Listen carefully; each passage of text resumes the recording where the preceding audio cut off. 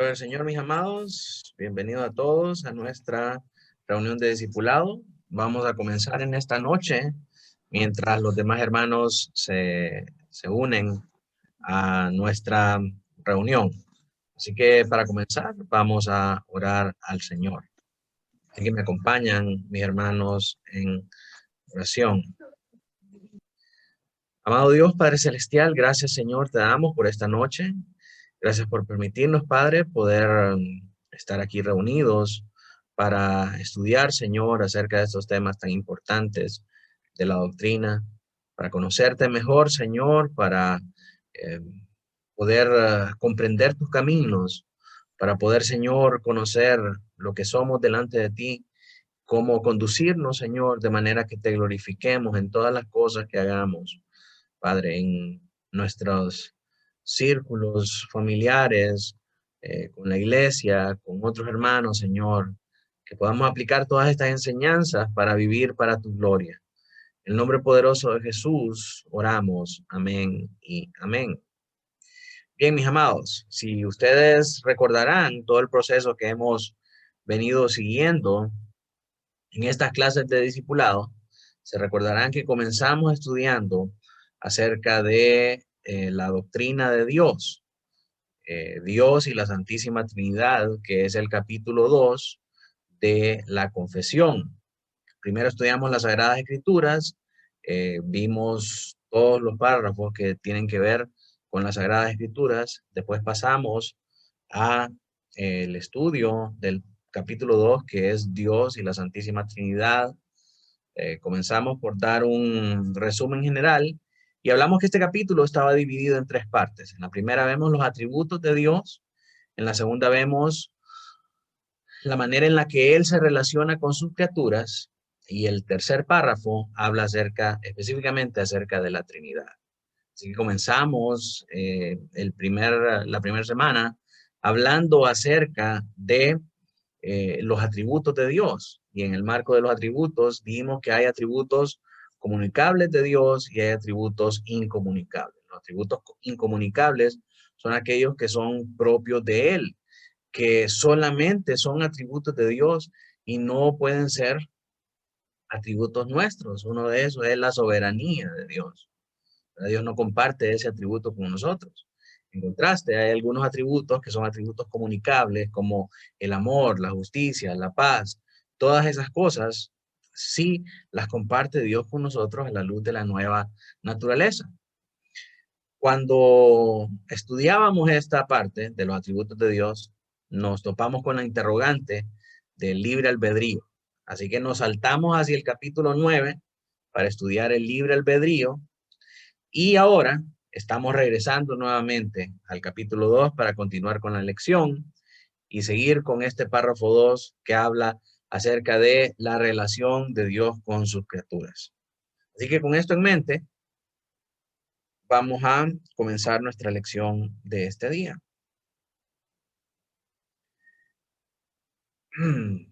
Y vamos a comenzar leyendo lo que dice la Segunda Confesión Bautista de Londres en el párrafo 2, que es este que vamos a leer a continuación. Dice, teniendo en sí mismo y por sí misma y por sí mismo toda vida, gloria, bondad y bienaventuranza, es todo suficiente en sí mismo y respecto a sí mismo, no teniendo necesidad de ninguna de las criaturas que él ha hecho, ni derivando ninguna gloria de ellas, sino que solamente manifiesta su propia gloria en ellas, por ellas, hacia ellas y sobre ellas. Él es la única fuente de todo ser, de quien, por quien y para quien son todas las cosas, teniendo sobre todas las criaturas el más soberano dominio para hacer mediante ellas, para ellas y sobre ellas, todo lo que le agrade. Todas las cosas están desnudas y abiertas a sus ojos. Su conocimiento es infinito, infalible e independiente de la criatura, de modo que para él no hay ninguna cosa contingente o incierta. Es santísimo en todos sus consejos, en todas sus obras, en todos sus mandatos. A él se le debe por parte de los ángeles y los hombres toda adoración, servicio u obediencia que como criaturas deben al Creador. Cualquier cosa adicional que a él le placiera demandar de ellos. Esto es lo que dice el párrafo 2 del capítulo 2 de la segunda confesión bautista de Londres de 1689. ¿Sí? Y este segundo párrafo de la doctrina acerca de Dios, vemos la manera en la que Él se relaciona a sus criaturas. Como les dije anteriormente, el párrafo que está antes a este habla acerca de los atributos de Dios. Como mencionamos al principio, algunos atributos comunicables y otros incomunicables. Así que ahora vamos a ver cómo Dios se relaciona con sus criaturas. Y específicamente este párrafo, hermanos, nos dice 5 maneras en las que Dios se va a relacionar con su creación. La primera es la independencia de Dios de sus criaturas. La segunda es el dominio soberano que Dios tiene sobre sus criaturas. La tercera es el conocimiento absoluto de todo lo que hacen sus criaturas. La cuarta es su santidad total, en contraste con el de sus criaturas. Y la quinta es el derecho absoluto que Él tiene sobre las criaturas. Entonces, estas son las 5 maneras en las que Dios se manifiesta o se relaciona con sus criaturas. A través de su independencia, a través de su dominio soberano, a través de su conocimiento absoluto, a través de su santidad total y a través de los derechos absolutos que Él tiene sobre su creación. Así que por los próximos minutos vamos a estar estudiando cada uno de estos numerales de una manera más profunda. El primero es su independencia autosuficiente con respecto a ellas, con respecto a sus criaturas. Aquí vamos a decir que teniendo Dios, bueno, leemos nuevamente el párrafo que habla acerca de esta independencia que Dios manifiesta. El primer numeral de este párrafo 2 nos dice, teniendo Dios en sí mismo y por sí mismo toda vida, gloria, bondad y bienaventuranza, es todo suficiente en sí mismo y respecto a sí mismo, no teniendo necesidad de ninguna de las criaturas que Él ha hecho, ni derivando ninguna gloria de ellas, sino que solamente manifiesta su propia gloria. Esto que leímos acá fue lo que leímos aquí al principio. Miren, teniendo, aquí está, es esto. Teniendo Dios en sí mismo y por sí mismo toda vida, gloria, bondad y bienaventuranza. Es todo suficiente en sí mismo, respecto a sí mismo, no teniendo necesidad de ninguna de las criaturas que Él ha hecho, ni derivando ninguna gloria de ellas, sino que solamente manifiesta su propia gloria en ellas, por ellas, hacia ellas y sobre ellas. Este es el primer inciso de este párrafo 2. Y este nos habla acerca de la independencia que Dios tiene de sus criaturas. La confesión nos muestra que Dios es independiente de sus criaturas, y esto es algo que vimos anteriormente cuando leíamos los atributos. Los atributos nos dicen que uno de los atributos incomunicables que Dios tiene es la independencia. Pero ya aquí en este segundo párrafo, nosotros vemos a qué se refiere la confesión cuando dice que Dios es independiente de sus criaturas. Entonces, a lo que se refiere es lo que habla en este inciso. Miren lo que dice, ¿verdad? No tiene ninguna necesidad de las criaturas que Él ha hecho, no deriva ninguna gloria de ellas, sino que solamente manifiesta su propia gloria en ellas, por ellas, hacia ellas y sobre ellas. Así que la manera en la que Dios es independiente de sus criaturas es en esta. El párrafo anterior solo menciona independencia y aquí ya define cómo ¿cómo entendemos nosotros esa independencia? Esa independencia se refiere a que Él no depende en nada de sus criaturas. Se refiere a que la gloria que Él tiene no viene de la gloria que le dan sus criaturas, sino que viene de Él mismo. Y Él se glorifica con esa gloria que Él tiene. Ver aquí, alguien está sin... Ok, ya está. Y Él manifiesta esa gloria que Él tiene, como dice aquí, por las criaturas, hacia las criaturas y sobre las criaturas. Así que Él es independiente de su creación en esta manera, que no necesita de nada de sus criaturas para poder ser quien Él es. Él es la fuente de toda vida, de toda gloria, de toda bondad, de toda bienaventuranza y es suficiente en sí mismo. Eso es importante considerarlo, hermano, porque vemos que hoy en día muchas iglesias piensan que con su actuar en medio de este mundo, ellos le añaden una gloria a Dios, que Dios los dejó aquí para que pudieran hacer un trabajo que Dios no puede hacer.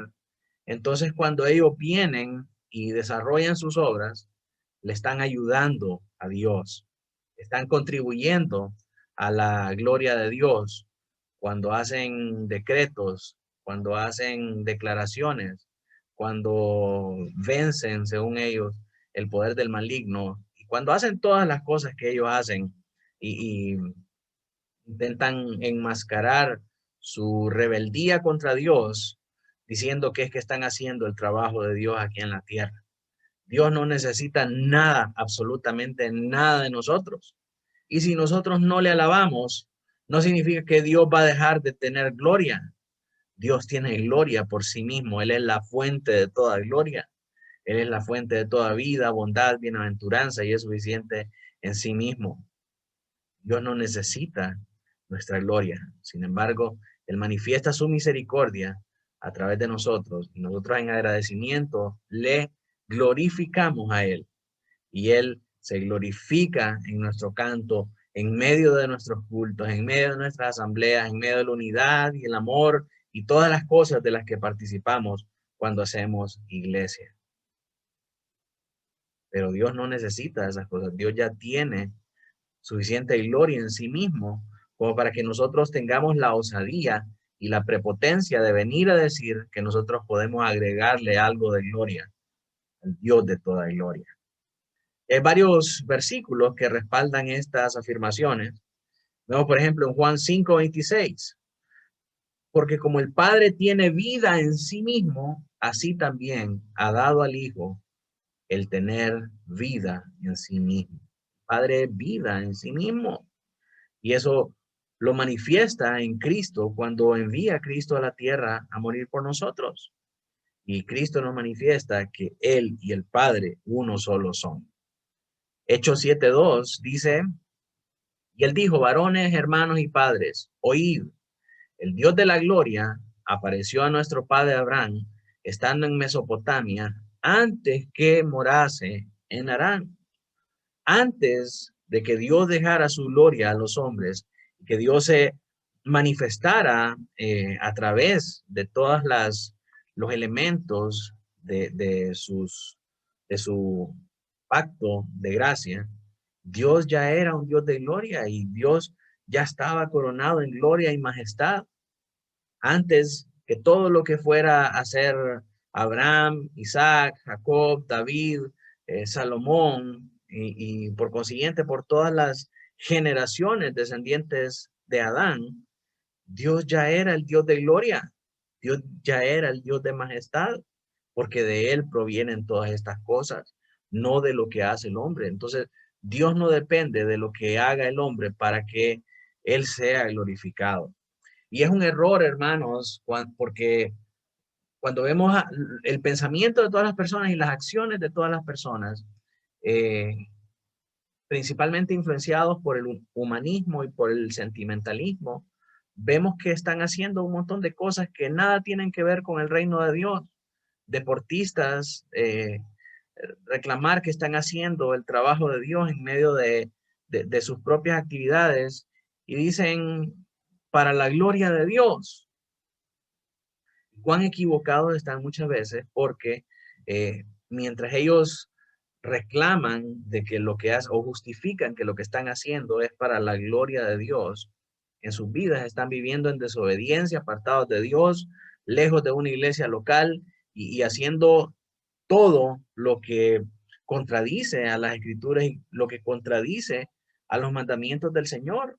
Entonces vemos que su glorificación a Dios es totalmente inconsistente e incongruente con lo que Dios manda a sus criaturas hacer. Y por otro lado, sus resultados y sus ejecuciones de estas tareas no, no le añaden realmente gloria a Dios. Dios ya es gloria en sí mismo y Él no necesita más gloria. Sin embargo, Él se glorifica a través de las obras que nosotros hacemos en nuestro día a día, cuando estas obras están acompañadas de obediencia a Dios. Entonces Dios brilla en nosotros cuando nosotros le damos gloria obedeciéndole. De esa manera reflejamos la gloria de Dios realmente, pero no haciendo lo que yo quiera y reclamando que eso es para la gloria de Dios. No es de esa manera como nosotros glorificamos a Dios y como somos llamados a glorificar al Señor, porque el reino del Señor no es de este mundo. El reino del Señor no es de este mundo y no tiene que ver con las actividades que nosotros hacemos en el día a día. Esas cosas las hacemos muchas veces por nuestro propio deleite, para nuestra propia diversión y estamos de acuerdo que nuestras actividades tienen que girar en torno a nuestra obediencia para con Dios y al final es por esta obediencia manifiesta que Dios va a ser glorificado y no por los resultados que nosotros tengamos en el mundo. Como les dije, una cosa es eso y otra cosa es el reino de Dios. Jesús dijo, mi reino no es de este mundo. Bueno, seguimos con esto acá. Job 22, del 2 al 3 dice, ¿traerá el hombre provecho a Dios? Al contrario, para sí mismo es provechoso el hombre sabio. Es de lo que estamos hablando. Hay hombres que piensan que con sus obras, con sus buenas obras y con sus acciones sobresalientes y con el reconocimiento del mundo, le están dando un provecho a Dios. Job dice acá, no le dan ningún provecho. Ese provecho es únicamente para él. ¿Tiene contentamiento el omnipotente en que tú seas justificado? ¿O provecho de que tú hagas perfectos tus caminos? ¿De qué le aprovecha a Dios? De nada, si Dios es mucho más glorioso que todas las cosas que nosotros podamos lograr. Dios es más glorioso que cualquier resultado y cualquier logro que nosotros podamos tener en este mundo. Luego, Hechos 17, 24 al 25. El Dios que hizo el mundo y todas las cosas que en él hay, siendo Señor del cielo y de la tierra, no habita en templos hechos por manos humanas. Y este es un tremendo revés para todos los pastores orgullosos que sacan pecho de sus grandes edificaciones, de sus grandes templos y de sus hermosos palacios que llaman iglesia. Que sin embargo están tan vacíos de la obediencia a Dios y del temor del Señor, que lejos de ser iglesias son sinagogas de Satanás. Entonces Dios les dice que Él no habita en templos hechos por manos humanas, porque los templos no son importantes. La iglesia y el templo del Espíritu Santo somos nosotros, las personas, ni es honrado por manos de hombres, lo que venimos hablando. Como si necesitase de algo. La gente piensa que Dios es un maníaco depresivo y dependiente emocional que constantemente está viendo qué hacemos nosotros para sumarle a la gloria. Y lo que esto es una versión moderna de lo que hacían los mayas en el juego de pelota.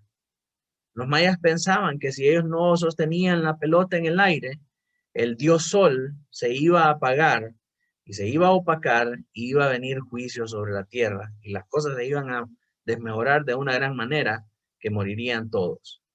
Entonces ellos pensaban que por mantener la pelota en el aire, ellos sostenían al Dios Sol. De esa misma manera pensamos nosotros cuando estamos pensando de que Dios puede beneficiarse por alguna buena obra de nosotros, por algún logro o por algún resultado que nosotros hagamos. Pablo nos dice acá, Dios no es honrado por manos de hombres, porque si necesitase de algo, Dios no es un dependiente emocional, pues Él es quien da a todos vida y aliento y todas las cosas.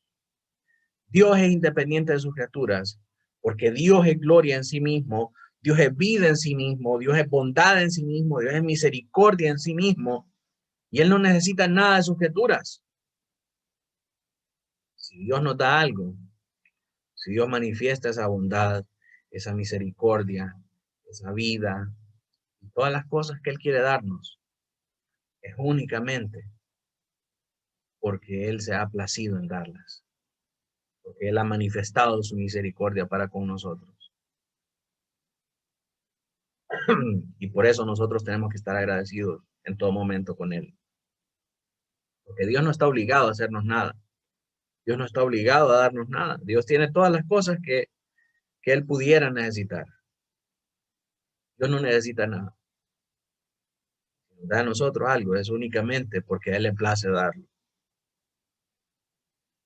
Por esa razón nosotros le alabamos todos los días.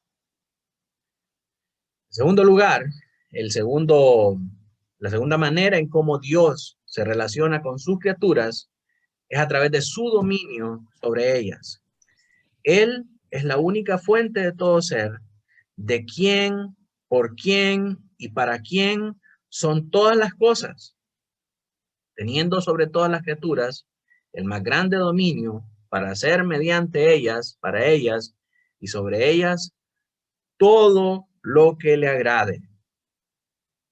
Ya vimos nuevamente esta parte de acá, es el segundo enunciado de la confesión.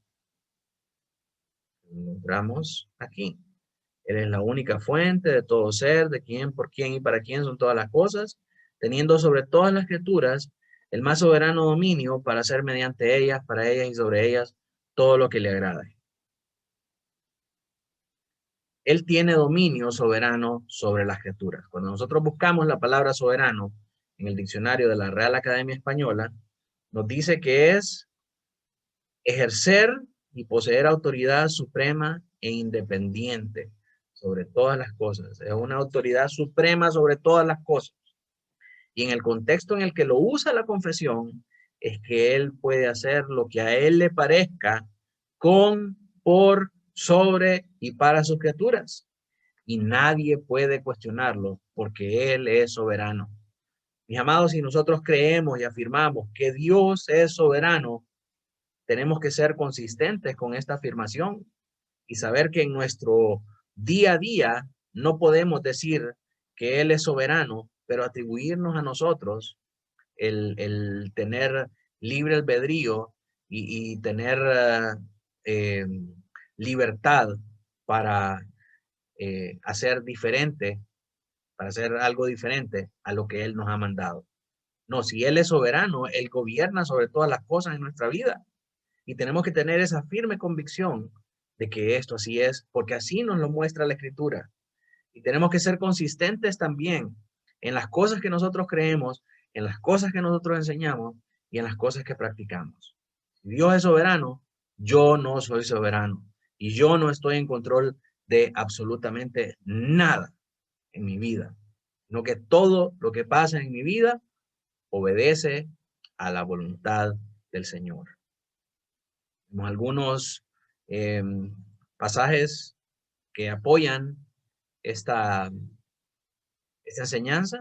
Apocalipsis 4:11 dice: Señor, digno eres de recibir la gloria, la honra y el poder, porque tú creaste todas las cosas y por tu voluntad existen y fueron creadas. Romanos 11 del 34 al 36.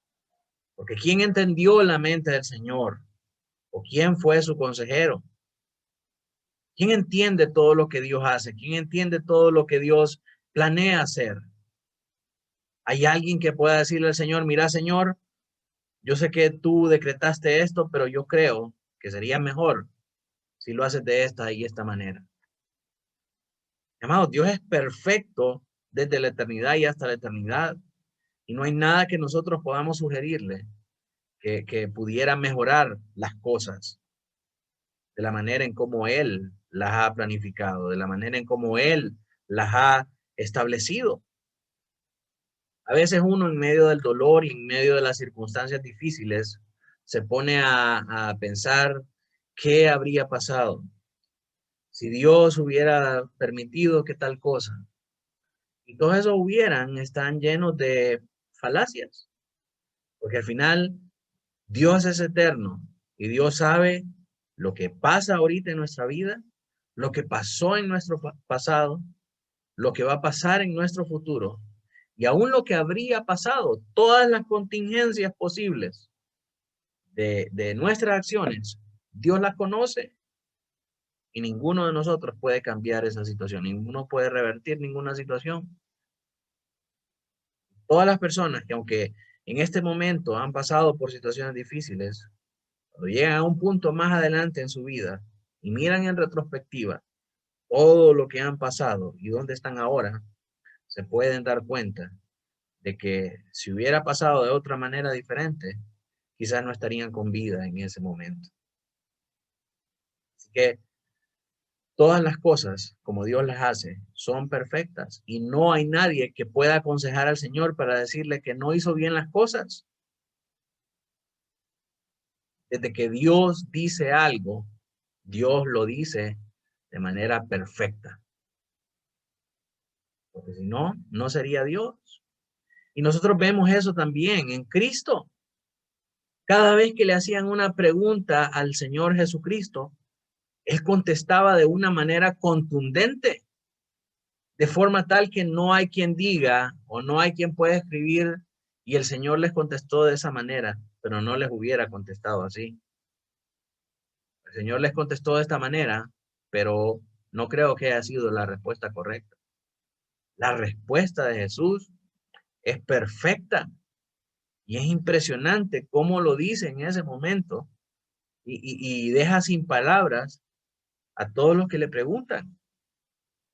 ¿Por qué? Porque Él es Dios y no hay nadie que le pueda dar un consejo. Y como Él es toda sabiduría, todo lo que Él dice de una vez sale perfecto. No hay palabras de las que el Señor se pueda arrepentir. No hay acciones de las que el Señor se pueda arrepentir, porque Él es perfecto. Y así que dice acá Pablo, ¿quién fue su consejero? ¿O quién le dio a él primero para que le fuese recompensado? Porque de él, por él y para él son todas las cosas, y a él sea la gloria por los siglos de los siglos. Amén. Luego vemos en Daniel 4, del 34 al 35, al rey Nabucodonosor tragarse sus palabras después de creerse que él era el soberano en la tierra. El Señor lo hace comer del polvo, literalmente andar por el pasto comiendo zacate.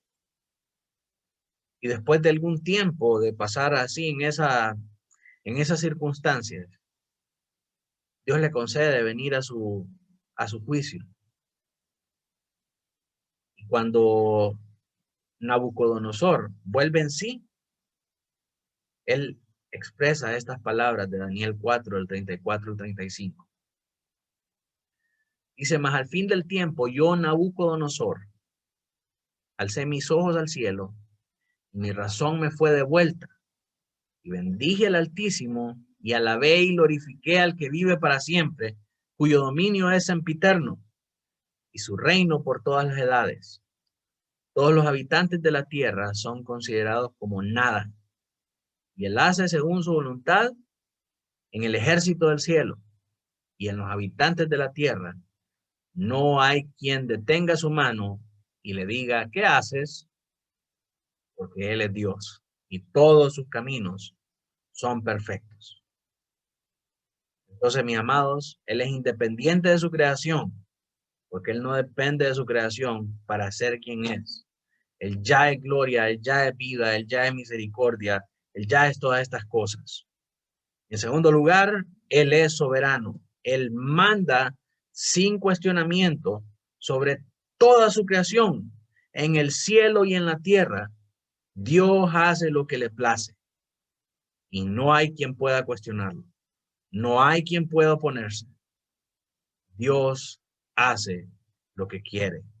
Él es soberano sobre su creación. La tercera manera en la que Dios se relaciona con su creación es a través del conocimiento absoluto de ella, el conocimiento absoluto de toda su creación. Y dice en este tercer inciso, todas las cosas están desnudas y abiertas a sus ojos.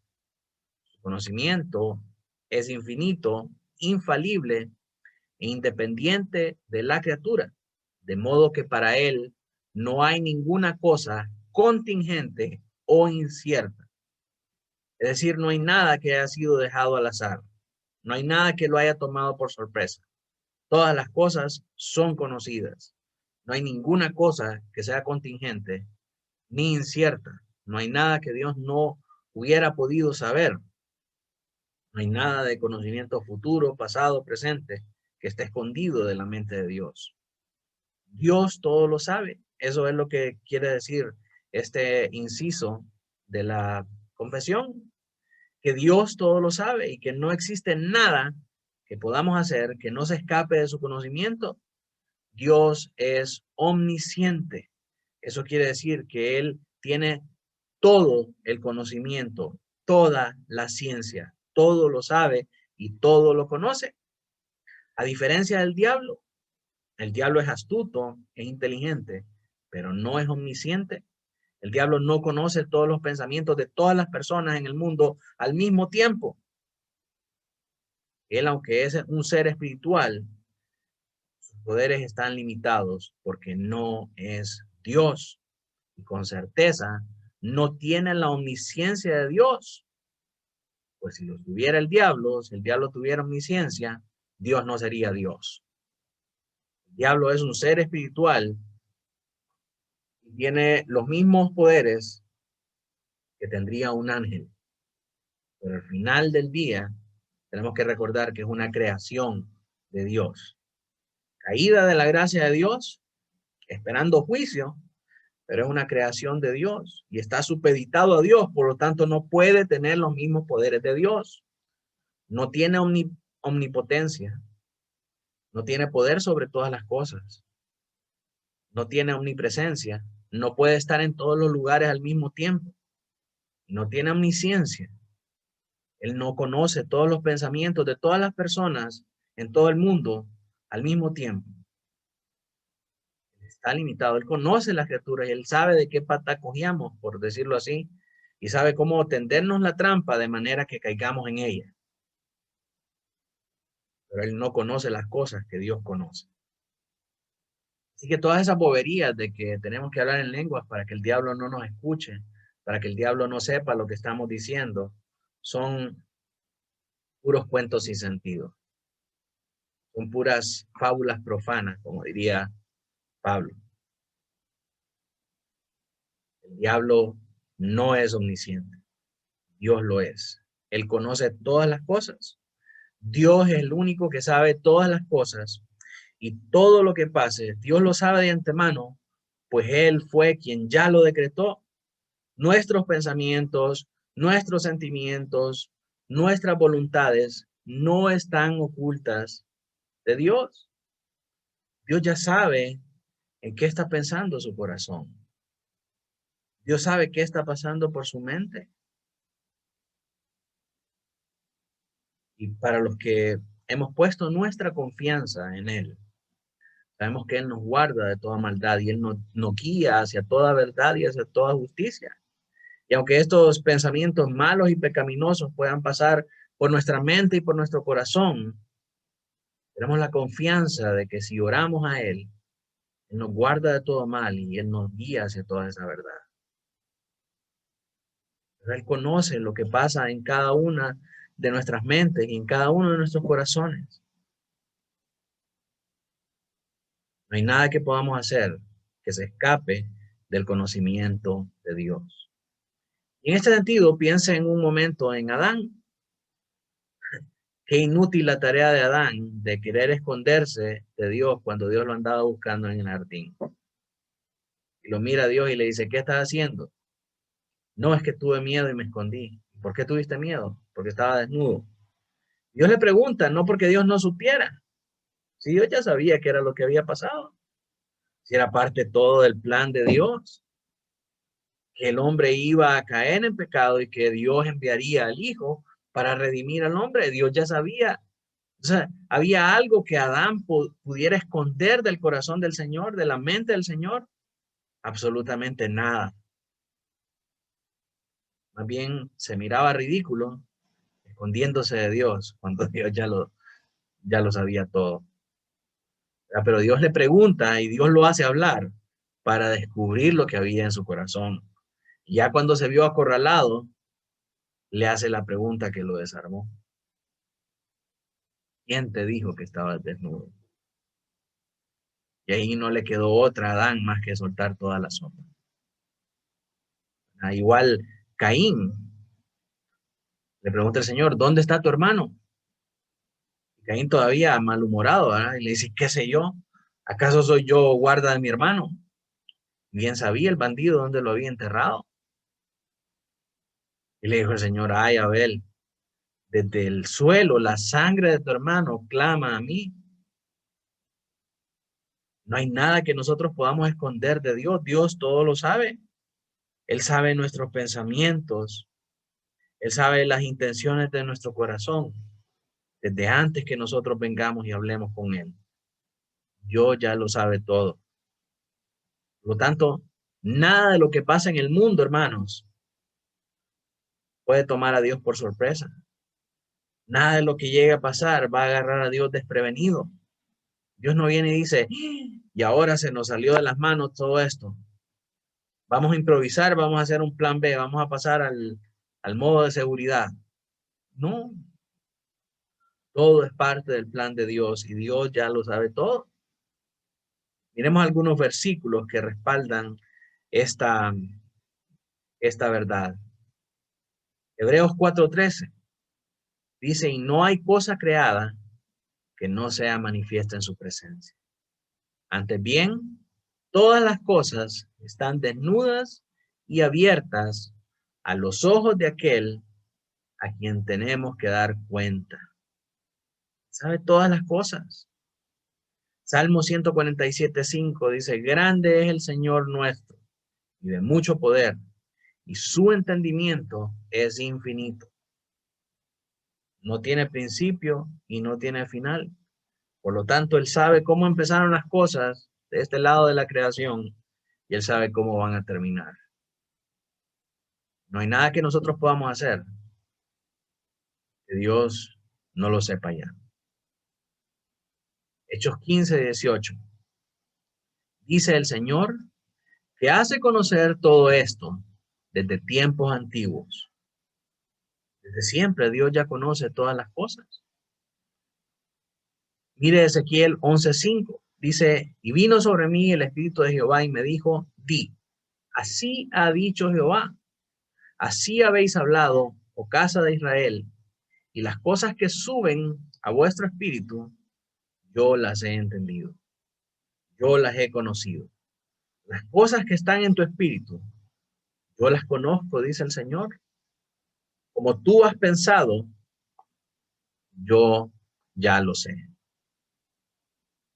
Dios conoce todas las cosas que pasan en nuestra mente, en nuestro corazón, las batallas que nosotros estamos librando, las cosas que no contamos a los demás, lo que nosotros somos en secreto cuando nadie nos mira.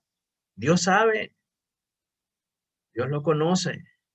No hay nada que nosotros podamos hacer que no esté oculto del Señor. De esta manera, Él se manifiesta o Él se relaciona con sus criaturas. Él sabe todas las cosas que van a pasar desde antes que sus criaturas lo piensen, lo digan o actúen sobre él. Eso lo hace ser Dios. La cuarta manera en la que Dios se relaciona con sus criaturas es a través de su santidad total delante de ellas. Dice el cuarto inciso de la confesión: Él es santísimo en todos sus consejos, en todas sus obras y en todos sus mandatos. Dios es santo en todo lo que hace. Y porque Dios es santo en todo lo que hace, Dios demanda de nosotros santidad en todo lo que hacemos para con Él. Y esto es algo que parece que se le ha olvidado a muchos cristianos hoy en día. Piensan que servir al Señor es como hacer cualquier otra obra del día a día, de su trabajo o de su pasatiempo favorito o de cualquier otra cosa. Se nos olvida que servimos a un Dios santo, que alabamos a un Dios santo. Y Él exige que nuestro servicio y nuestra alabanza a Él refleje esa santidad. Cuando vemos esto, hermanos, podemos hacer una clara diferenciación entre lo que eran los dioses paganos y lo que es nuestro Dios, el único Dios vivo y verdadero. Porque los dioses paganos eran depravados, violadores, homicidas, mentirosos, deshonestos, malvados, implacables. Piensen en los dioses de los amorreos, en Dagón, en Moloch, que pedía sacrificios de los bebés que fueran tirados vivos al fuego. Nuestro Dios sería incapaz de todas esas cosas. Piensen en los dioses de la mitología griega. Si alguno de ustedes ha tenido oportunidad de leer mitología griega en la escuela, se van a dar cuenta que todos esos dioses eran una forma, retrataban metafóricamente la realidad de las perversidades de los hombres. Vemos, por ejemplo, a Zeus, que se disfrazaba de animales para violar a otras mujeres. Vemos que hay pleitos entre hermanos, vemos que hay un montón de situaciones que reflejan la maldad del corazón del hombre. Y claro, ninguno de estos personajes es real. Todos ellos son ficticios, que proceden del corazón del hombre. Son hechos a la imagen del corazón depravado del hombre. Proceden del pecado que hay en el corazón del hombre y por eso reflejan todas estas maldades y todas esas perversidades que hay en su corazón. Ninguno de ellos era santo. Solo nuestro Dios es santo. Cuando Dios se aparece a nosotros y nos da sus leyes, nos da sus mandamientos, Él expresa y refleja esa santidad que Él es. Nuestro Dios es santo y por eso el mundo lo odia. Porque todos los otros dioses tienen ese aspecto o esa capacidad de poderse relacionar con alguna parte de la depravación de los hombres. Y de hecho, en el mundo grecorromano, que existían muchos dioses, cada quien le oraba al Dios de su conveniencia. Decían, yo le oro a Diana, los soldados pretorianos le oraban a Diana porque era la diosa guerrera, ¿verdad? Porque se identificaban con una causa o con las causas con las que padecían los soldados romanos. Entonces cada quien elegía el Dios de su predilección, porque era parecido a él, porque podía identificarse con sus mismas debilidades. Entonces pedía que desde su posición elevada pudiera ayudarle a sobrellevar esas debilidades aquí en la tierra. Pero en sí todos esos dioses no existían, sino que eran un reflejo de su propio pecado y de su propio corazón. Por eso eran incapaces de mostrar esa santidad. Entonces por eso concluimos que son invenciones del corazón humano. Porque claro, si nuestro Dios es el Dios único y verdadero, significa que todos los demás son falsos. Solo Dios se diferencia totalmente de la humanidad. pero le enseña que deben procurar ser santos porque Él es santo. Adorar a un Dios santo y servir a un Dios santo. Y aunque Dios se compadece de su criatura y se acerca a ellas para salvarlas y para ayudarlas en sus debilidades y en tribulaciones, eso no le da derecho a sus criaturas a degradar su santidad. Muchas iglesias lo hacen hoy en día. Mire lo que dice el Salmo 145, 17. Justo es Jehová en todos sus caminos y misericordioso en todas sus obras. Y la palabra justo y misericordioso, en el hebreo, justo es sadek, que significa justo, recto. Por eso muchas veces justicia y rectitud son sinónimos intercambiables. Cuando hablamos de la justicia perfecta de Cristo imputada a nosotros, muchas veces se utiliza el término rectitud para distinguir esta obra de justificación. Luego tenemos Hasid, que significa santo, divino y misericordioso, como se usa acá en este salmo, es una asociación a la deidad, es una virtud que está asociada a la deidad de Dios. O sea, como Dios es Dios, Dios puede ser misericordioso. Es una connotación de esa santidad. Entonces, si lo leyéramos en hebreo, es justo es Jehová en todos sus caminos y santo en todas sus obras. Porque es santo, Él expresa esta misericordia divina. Romanos 7:12. De manera que la ley a la verdad es santa y el mandamiento santo, justo y bueno. La razón por la que la ley es santa y el mandamiento es santo, justo y bueno, es porque proceden del único que es santo, justo y bueno. Cuando nosotros leemos los 10 mandamientos en Éxodo 20, tenemos que estar conscientes de la intención de Dios detrás de cada mandamiento. Cuando Él nos habla acerca de, en el primer mandamiento, no tendrás dioses ajenos delante de mí. Está hablando que Él es el único Dios vivo y verdadero. Cuando dice, no te harás imagen de nada de lo que está en el cielo, en la tierra, ni debajo de la tierra. No te inclinarás a otros dioses. Porque Él es bueno, Él está mostrando su bondad ahí. Dios no quería que nosotros estuviéramos esclavos y presos de Dagón, de Moloc, de Renfán, de Acera, ni de todas esas deidades perversas que tenían los cananeos. Así cada uno de los mandamientos va reflejando el Espíritu Santo, bueno y justo de la ley. Llegamos al sexto mandamiento. No matarás. Dios está dejando en manifiesto su valor por encima de la vida. Su valor superior a la vida. De manera que es necesario establecer a los hombres que les es prohibido quitarle la vida a otro humano.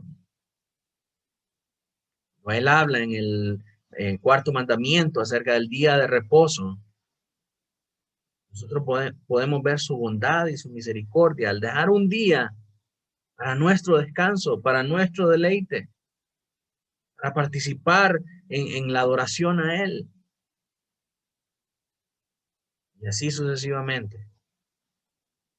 La ley y el mandamiento y los mandamientos son santos, justos y buenos, porque preceden del único que es santo, justo y bueno.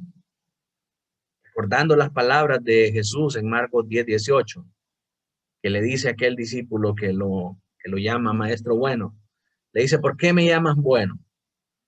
Ninguno hay bueno, sino solo uno, Dios. Porque Dios es bueno, su ley también es buena. Porque Dios es santo, su ley también es santa. Porque Dios es justo, su ley también es justa. Él se manifiesta a su creación, Él se relaciona con su creación a través de su santidad. Dios es santo sobre su creación. El hecho que Él nos dé acceso a Él, que Él se compadezca de nuestras debilidades, como un padre con sus hijos, no nos da derecho a nosotros de degradar su santidad, pensar que podemos hacer todo lo que nosotros querramos en el proceso de adorarle y servirle, es totalmente contrario a la manera en cómo las escrituras nos presentan a este Dios santo.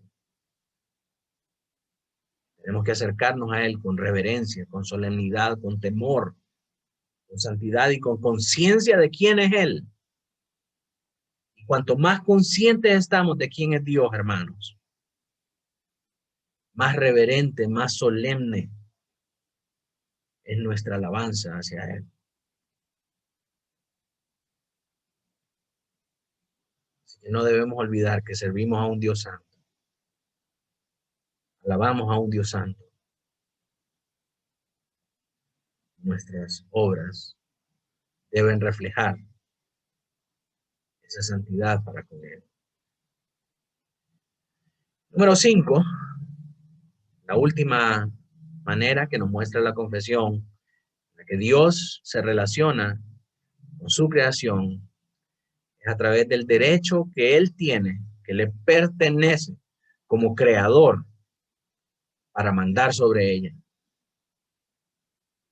A Él, dice la confesión, se le debe por parte de los ángeles y de los hombres toda adoración, todo servicio u obediencia que como criaturas deben al Creador y cualquier cosa adicional que a Él le placiera demandar de ellos. Cuando en el trabajo a uno le entregan la descripción de funciones, la última descripción siempre dice, y cualquier cosa que le mandare su jefe inmediato. Asimismo queda manifiesto acá. Cualquier cosa que a Él le placiera demandar de nosotros, Dios lo puede hacer. ¿Por qué? Porque Él tiene derecho sobre nosotros, porque Él es nuestro creador. Dios tiene derecho sobre sus criaturas porque Él las hizo. Dios puede ordenarle a sus criaturas porque Él es soberano, no nosotros. Y no hay nada que podamos hacer para oponernos ni impedirlo. Dios siempre va a llevar a cabo su plan y su voluntad, nos guste o no, nos parezca o no, porque Él nos hizo y somos suyos. Él se puede meter en nuestra vida y puede decirnos cómo vivirla cuando a Él le plazca. Sin embargo, Él nos hizo y somos hechos a su imagen y semejanza, es que nosotros podemos experimentar satisfacción total al hacer su voluntad. El mundo piensa que no haciendo su propia voluntad será infeliz. Dice, si yo no hago lo que a mí me gusta hacer, yo voy a ser infeliz toda mi vida. ¿Y qué te gusta hacer a ti? Bueno, a mí me gusta drogarme, a mí me gusta alcoholizarme, a mí me gusta prostituirme y con eso soy feliz. El mundo piensa que si no lo dejan hacer eso, no puede ser feliz en la vida, cuando en realidad es todo lo contrario. Jamás somos tan infelices como cuando estamos lejos de Dios. Usted vaya a la calle y pregúntele a un alcohólico, a un drogadicto y a una prostituta que si quisieran cambiar, todos, absolutamente todos le van a decir que sí. Porque no pueden porque están sumidos en un hoyo, en un atolladero que no pueden salir. Cuando tratan de salir, vuelven a caer porque lo hacen por sus fuerzas. Jamás somos tan infelices como cuando estamos lejos de Dios. Y jamás somos tan felices como cuando cumplimos la voluntad de Dios. No conozco absolutamente nadie, hermano, que cumpliendo la voluntad de Dios esté amargado. Está diciendo, yo no quería ser cristiano, pero me obligaron y ni modo, aquí estoy, tengo que hacerlo. Todos los que cumplen con la voluntad del Señor son felices cumpliéndolo. Si no piensen esto, ¿por qué a través de la historia de la iglesia y aún en la actualidad, muchos están dispuestos a morir las muertes más horrendas con tal de defender la fe y mantener en alto el nombre de Cristo? ¿Por qué los cristianos estaban dispuestos a morir ellos y sus hijos? Familias enteras por la boca de un león en el Coliseo romano. En Medio Oriente, cristianos que son decapitados, cristianos que son ejecutados con muertes horrendas. Porque esta gente persiste neciamente en honrar el nombre de Cristo. ¿Por qué no valoran más su vida que la muerte a la que están expuestos? ¿Por qué someterse ellos y sus hijos a esos horrores? ¿Cree que es en contra de su voluntad? ¿Cree que lo hacen de mala gana? No. Ellos gustosamente dan su vida. Ellos con el mayor gozo y con el mayor amor del mundo están dispuestos a ir a la muerte, con tal de defender y mantener en alto el nombre de Cristo. Por puro gusto no es. Porque nada de lo que hay en el mundo tiene la capacidad de llenarnos como nos llena ser uno en Cristo. Claro, alguien pudiera decir, no, pero yo estoy en mis delitos y pecados y yo soy feliz cometiendo mis delitos y pecados. Un narcotraficante es feliz con todas las cosas que tiene a su alrededor, con todos los juguetes que tiene. Ese gozo es un gozo momentáneo, un gozo corruptible y un gozo perecedero. Como un barril sin fondo que nunca se llena y cada vez necesitas más para ser saciado. Y al no poder saciarlo, termina guiando a la gente hacia la condenación eterna. El gozo por hacer la voluntad de Dios es tan grande que ni aún en la eternidad existe otra cosa que se compare con la gloria de estar ante Él, postrado, adorándole y diciéndole, santo, santo, santo. Pudiéramos, mis hermanos, pasar toda la eternidad diciéndole santo. Y cuantas veces más le decimos santo, más satisfechos nos sentimos en Él. Apocalipsis 5, del 12 al 14 dice, decían a gran voz, el cordero que fue inmolado es digno de tomar el poder, las riquezas, la sabiduría, la fortaleza, la honra, la gloria y la alabanza. Todo lo creado que está en el cielo y sobre la tierra y debajo de la tierra y en el mar y a todas las cosas que en ellos hay, oí decir, todas estas cosas, hermano, las que están en el cielo, en la tierra, debajo de la tierra y en el mar, todas estas cosas decían al que está sentado en el trono y al Cordero, sea la alabanza, la honra, la gloria y el poder por los siglos de los siglos. Y aún los 4 seres vivientes decían, amén. Los 24 ancianos se postraron sobre sus rostros y adoraron al que vive por los siglos de los siglos. Así que estas son las 5 maneras en cómo Dios se manifiesta hacia su creación, se relaciona con su creación, a través de la independencia autosuficiente con respecto a ellas, a través de su dominio soberano sobre ellas, el conocimiento absoluto de todo lo que hacen, la santidad total en relación a ellas y el derecho absoluto que Él tiene sobre sus vidas. Hermanos, hemos llegado al final de nuestro estudio. Quiero saber si hay alguna pregunta del estudio de esta noche. No. ¿No? Lo compramos y ya ¿Perdón? Todo claro, muy claro. Oh, yeah. Gloria al Señor. Yo estaba preparado por si me preguntaban cosas como, ¿por qué Jesús dice, por qué me llama bueno si solamente hay uno bueno y ese es Dios? Y ¿cuál era la otra? Pensé que pudiera surgir. Bueno, no me acuerdo. Pero cuando nosotros vemos ese pasaje de Marcos 10:18, que Jesús le dice a este fariseo, creo que es, ¿por qué me llamas bueno? Si bueno solo hay uno, y es Dios. Y para entender este pasaje, tenemos que leer desde el 17, porque este hombre llega diciéndole, maestro bueno. Entonces Jesús viene y le dice, ¿por qué me llamas bueno? Bueno solo hay uno, Dios.